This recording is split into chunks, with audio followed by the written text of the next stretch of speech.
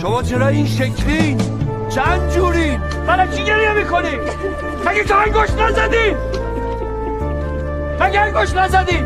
ببینم انگشت تو بگی بالا. همه تون انگشت زدی، همه تون. بعدا نشنوم بریم بگی که ما نمیخواستیم مخالف بودیم مجبورمون کردن. دارم اتمام حجت میکنم با تک تکتون.